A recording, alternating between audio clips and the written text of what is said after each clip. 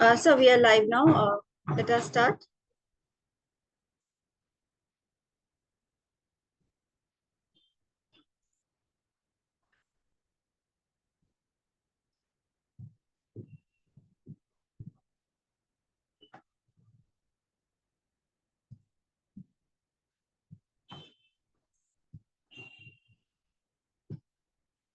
Good evening, everyone.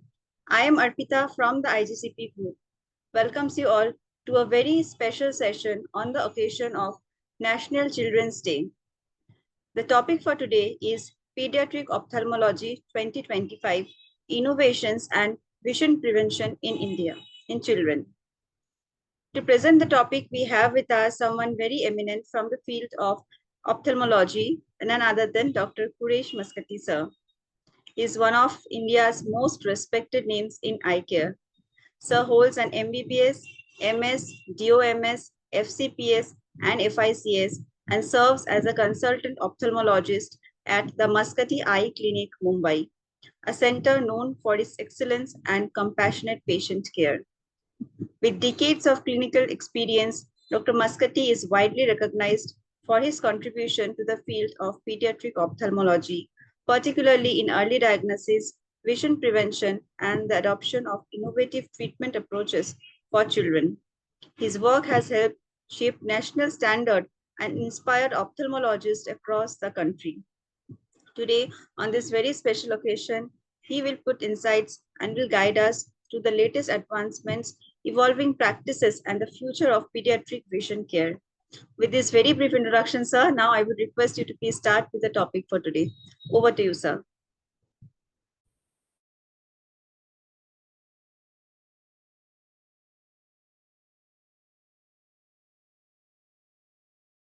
Sir, you are on mute. Kindly unmute.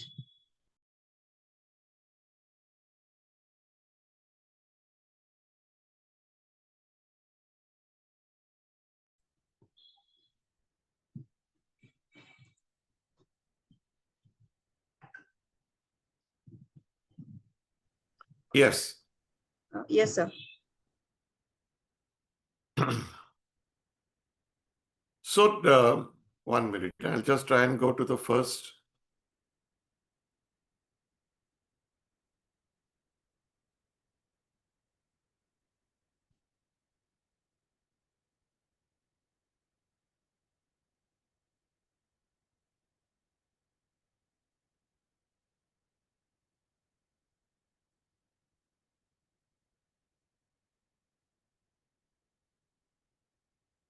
Right.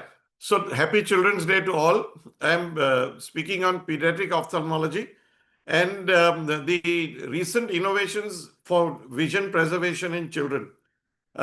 It's very topical because of the Children's Day today. And let me take you through the most important thing that we are facing today. And I'm going to start with talking on myopia. Now, why am I talking to you on myopia? Because myopia is fast becoming a global pandemic. Myopia is short-sightedness, where you wear minus numbered glasses. So it's more so in Asia, it's becoming very, very rampant. But up to now, when a patient was myopic, a child was myopic, we simply gave minus numbered glasses and said, sorry, there's nothing we can do to prevent its progress. For the first time in history now, we have treatments to halt the progress besides traditional spectacles and contact lenses.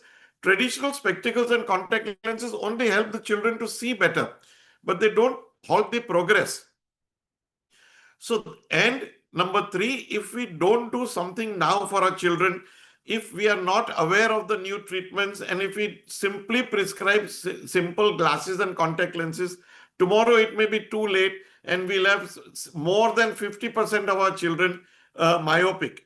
So it's very important that we spend a little bit of time on this topic, and that's why I'm starting with talking to you on myopia, which is the most important problem affecting our children. The prevalence of myopia has been reported to be as high as 70 to 90% in some Asian populations.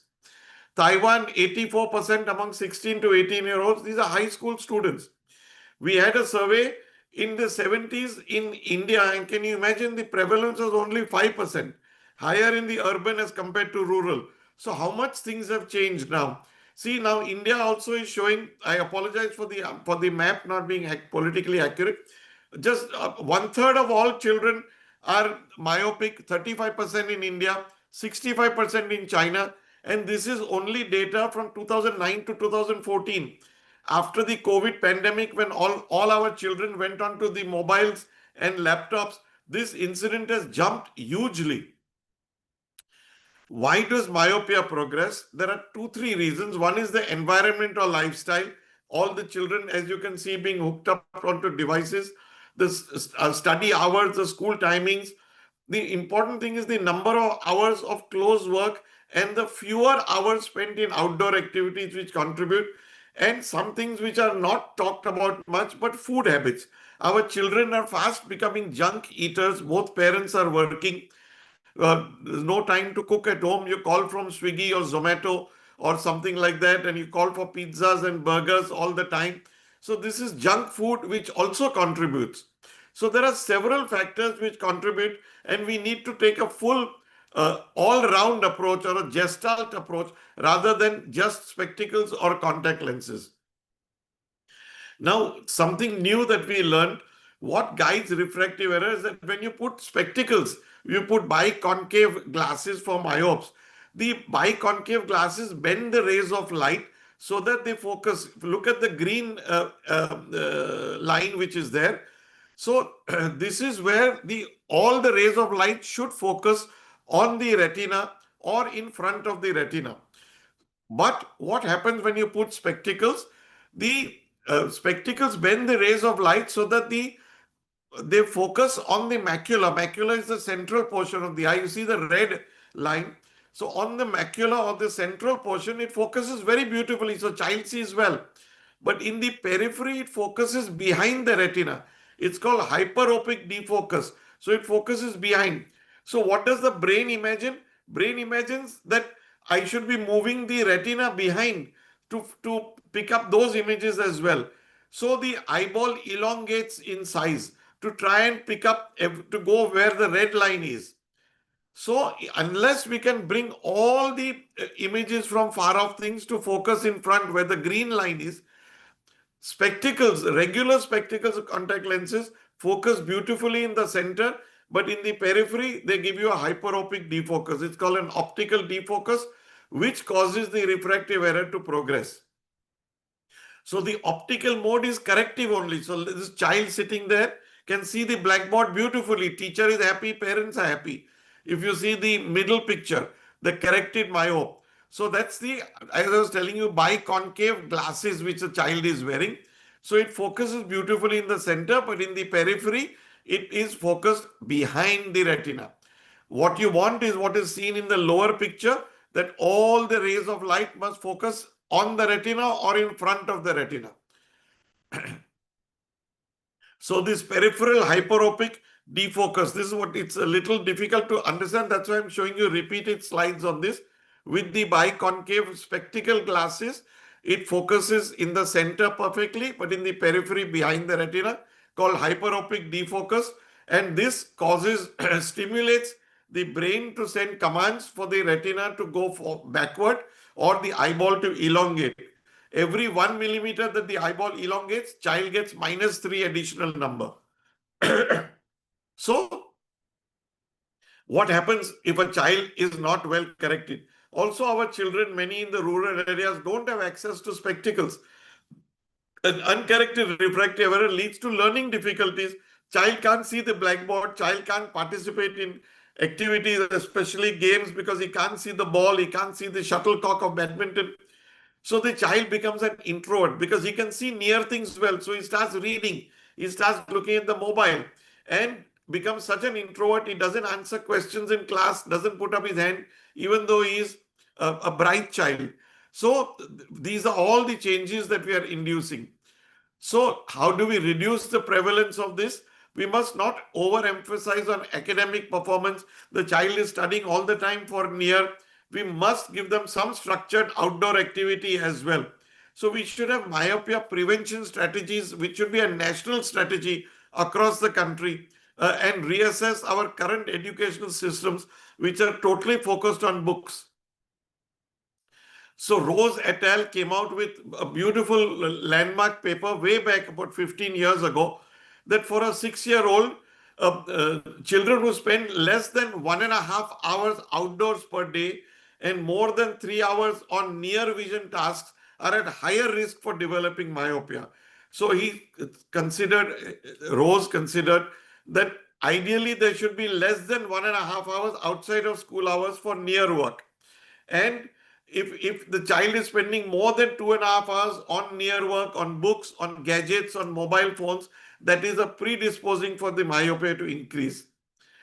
Conversely, Rose again said that children should spend more time outdoors, and he classified that low outdoor time of less than 1.5 hours. You see the red box below. If it's less than 1.5 hours, it is dangerous. It will cause myopia to progress. High or ideal should be at least 2.5 hours of outdoor activities. The Chinese tried to duplicate this.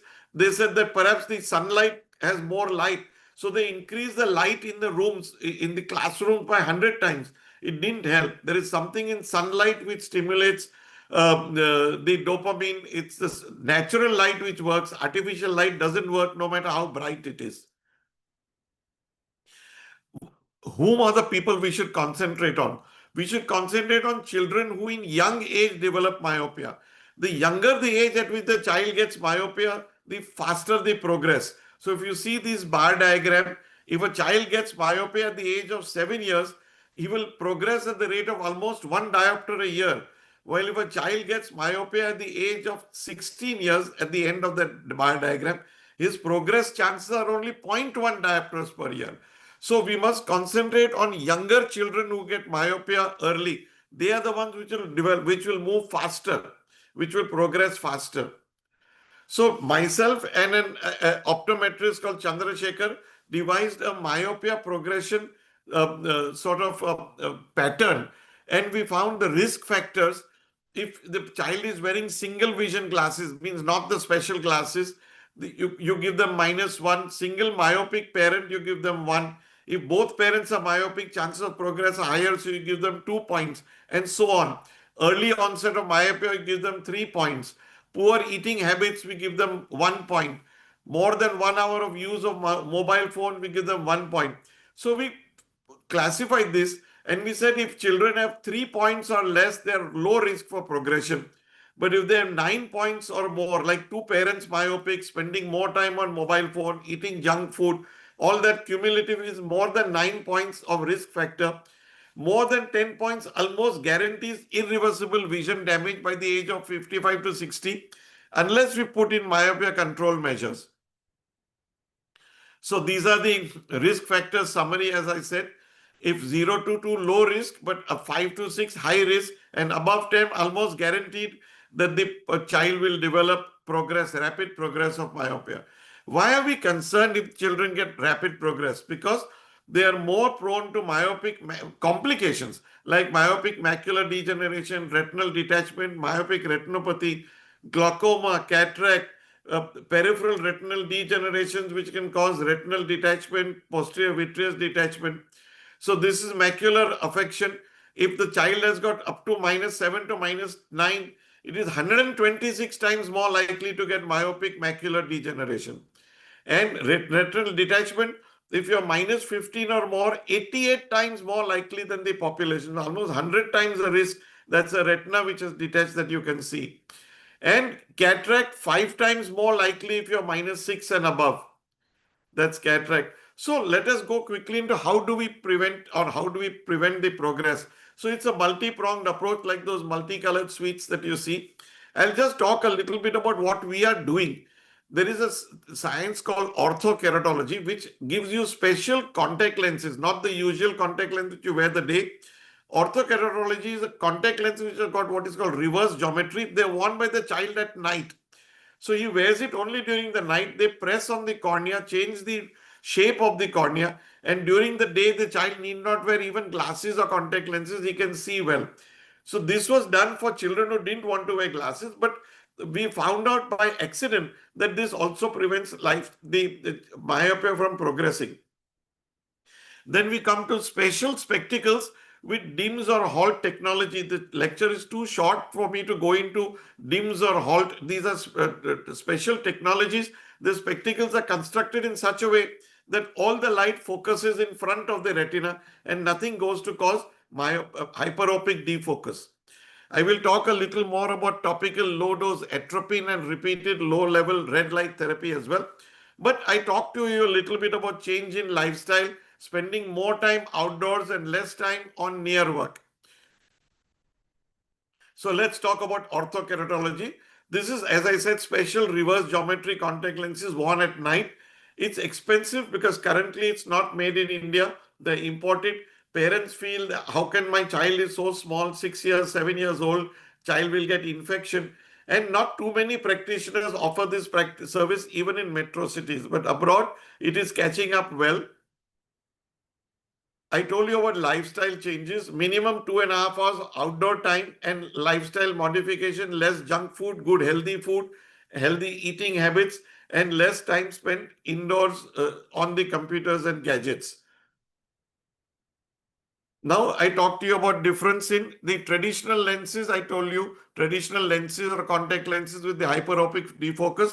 We have technology called DIMS and HALT technology in special myopic glasses. They are a little expensive. They cost about 15,000 rupees for a pair of spectacles. But they can reduce the progression in almost 50 to 60% of cases. They prevent the myopia from progressing because, as you can see in the picture, all the rays of light are focusing on in front of the retina. A new thing which has come since the last decade or so and which is available now in India as well is what is low dose atropine. For certain medical conditions in the eye, we use high dose atropine or 1% atropine. Here we use 1/100th the dose, a homeopathic dose, 0.01%, and now a new strength has come as 0.05. But these are all called low dose atropine or LDA. And we don't really know how it works. That's why there are several mechanisms which have been called probable mechanisms of action. Don't go into the details, don't bother to read that. But atropine, once started, should be used at least for 2 years, as the maximum effects start appearing in the second year. So even if the child is still progressing, we should persist for at least 2 years before we give it up, saying that it is not working. And which children should be offered atropine? Kids over the age of 5 years with a documented increase of at least half diopter of myopia in the past year or less. And of course, after thorough discussion with the parents, we exclude children with anisometropia. What is that? One eye having -1, one eye having -10. So we don't use it for that. We don't use it for those with astigmatism or cylindrical number more than 1.5 because it only corrects the spherical number. Syndromic children with myopia, like the children with cerebral palsy, retinopathy of prematurity, and those who have had cataract surgeries in children. So it doesn't work for those. It works for normal children with moderate myopia. And we do a baseline axial length and keratometry before starting, so we can follow up and see that the axial length is not increasing. So the few tips, 0.01% is fairly safe for kids above 5 years. You must continue for at least a couple of years. If it's doing very well, you can stop for a year if still stable. And if it starts to progress, you can continue again. And you can go up to 18 years of age, though studies have been done only up to the age of 16. Let's move on to another new landmark treatment, which is chiefly from China. Jiang et al. Said, okay, suppose you see that girl in the top, there's a home use machine. So you just have to put the eyes and look through those tubes. There are two tubes there through which red light comes at a wavelength of 650 nanometers. That stimulates something in the choroid, which is behind the retina, so that the vasculature of the choroid increases and it prevents the eyeball from elongating or growing in size. And this is showing very good results. It seems promising. Of course, multi-center studies needed to prove it works in non-Chinese children. And it's been done only for 5 years. We need to know that there are no harmful effects of that red light. And hopefully it will see the work in Indian children as well. But we've not done any such studies so far. In summary, options to put a brake on myopia progression. I told you about orthokeratology, which is use of special contact lenses, low dose atropine, the RLRL, which is the red light therapy, repeated low dose red light therapy, I told you about special myopia control spectacles. Minimum spending 2.5 hours outdoors in sunlight, avoid continuous close work, and healthy eating with green food, green vegetables and fruits. So let us now move to uh, other things to talk about innovations in pediatric ophthalmology to address conditions like ROP, retinopathy of prematurity, congenital cataract, retinoblastoma, congenital colobomas that can impact visual development and quality. So two recent innovations, there are many, but for shortage of time, we'll just talk about two. One is called wide field retinal imaging. Previously, we needed an eye surgeon experienced in looking at a retina of a small child, especially those who've been put in incubators and in ICUs and had oxygen therapy. They are prone to what is called retinopathy of prematurity, where the retina is pulled upon by fibers and can cause detachment. So we have a shortage of trained retinal surgeons who have to look through an indirect ophthalmoscope. Here now we have wide field retinal imaging. You just put the camera in front of the child. It is a portable camera, and the whole retina can be imaged by a 10 standard pass person, and that images can be sent to an eye surgeon, or we can use artificial intelligence, AI, which can tell you whether that retina is normal or not. So the number of eye surgeons required has come down. And the other device, which is an OCT, just like you have a CT scan, we have an ophthalmic CT scan of the retina, which can find out whether there is any swelling or others in the retina. So we can use these, both these can be used using AI, using 10 standard pass students. Eye surgeons are not required. Using that and using the concept of tele-ophthalmology, so that fellow can go to remote villages, remote 2-tier, 3-tier towns, take pictures in the ICU and send it to an institute for evaluation by either an eye surgeon or by a computer. And even optometrists can be used. We don't need, for checking numbers, we can do it remotely. We don't even need eye surgeons. Optometrists sitting in a city can check the numbers of children in a village. And lazy eye, we have got new treatment called vision therapy, which can be used. But most exciting, I want to end with this, the concept of genetic testing, which is even going now to 2-tier cities. So we can find out very early that this child has got, say, a genetic predisposition to, say, night blindness, something for which there is no disease, no treatment available, or keratoconus, which is again a genetic condition.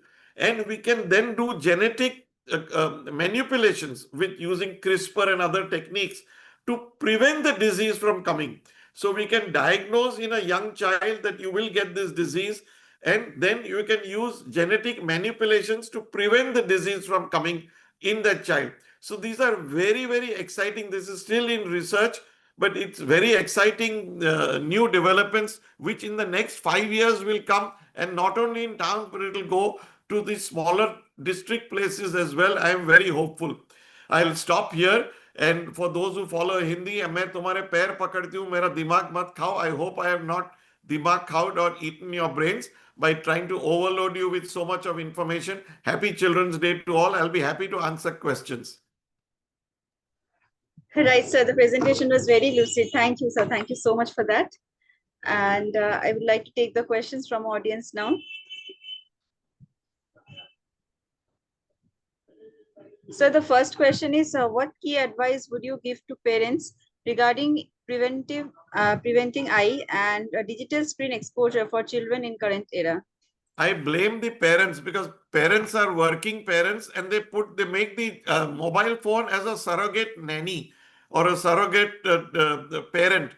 And they come and tell me, doctor, my child doesn't eat food unless I put the video on or I put the mobile on. So I said, who introduced him to that mobile? It is you who have done it. So parents have to be strict. Parents have to spend some time, or there is no shortcut to this. Even if the child cries, at the end of the day, if the child is hungry, the child will eat. You have to be a little strict, because the consequences are so disastrous. You don't want a myopia progressing and then the child to have retinal detachment and all that, just because the child was not eating food. So I think I pin the fault on the parent, not on the children. I think parents have to be very strict and restrict the use of the mobile phone. Thank you. Another question, sir. How can pediatricians and general practitioners better collaborate with ophthalmologists to improve early intervention and vision prevention in children?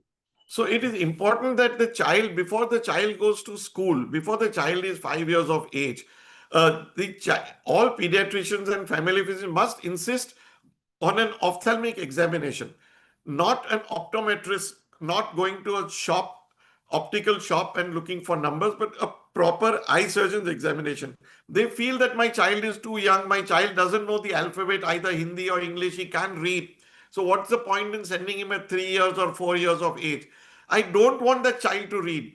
I have got techniques, I have got equipment by which I can make out whether the child has got a number.